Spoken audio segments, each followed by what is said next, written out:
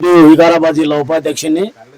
ఈరోజు జగజీవని అనేటటువంటి సోదరి ఒక పేద బడుగు బలహీన అంటే ఒక దళిత కుటుంబంలో పుట్టి ఈరోజు రంజలన్న సాక్షి రిపోర్టర్ వాళ్ళ కుమార్తె ఈరోజు ఒక ఉన్నతమైనటువంటి చదువు లక్ష్యం దిశగా ప్రయాణిస్తూ ఈరోజు స్పర్ధయ వరదితే విద్య. ఒక నేను స్కూల్ చెప్పేటప్పుడు ఒక పద్యం చెప్తుండే ఎక్కువగా.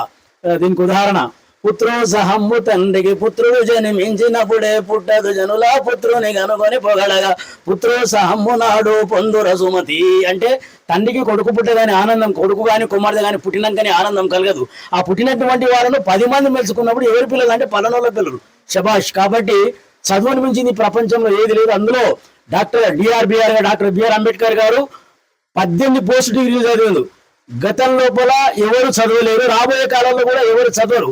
కాబట్టి ఆయన ఆదర్శంగా తీసుకొని వాళ్ళ అమ్మ నాన్నలు, వాళ్ళ అవ్వ తాతయ్య, అలాగే వాళ్ళ నాన్నల ప్రోత్సాహంతో ఖచ్చితంగా జగజీవని ఐఏఎస్ అవుతుందని, అలాగే ఆ యూనివర్సిటీస్ ఇండియా లోపల 6వ నంబర్ గల యూనివర్సిటీ లోపల అమ్మాయికి సీట్ రావడం చాలా ఆనందదాయకం. అందులో మన దళిత వాళ్ళ లోపల రావడం చాలా విచిత్రకరం. కాబట్టి ఈ కొడంగల్ కాన్స్టిట్యున్సీ లోపలనే ఒక విచిత్రమైనటువంటి మనిషి తప్పకుండా కష్టపడినప్పుడు కంపల్సరీ ఉద్యోగం అనేటటువంటిది గ్యారెంటీ వస్తుంది. కాబట్టి ఆమె తప్పకుండా ఆ దిశ లోపల ఐఏఎస్ కావాలనేటటువంటి ఆకాంక్షతో, ఆ నమ్మకంతో ఉంది. కాబట్టి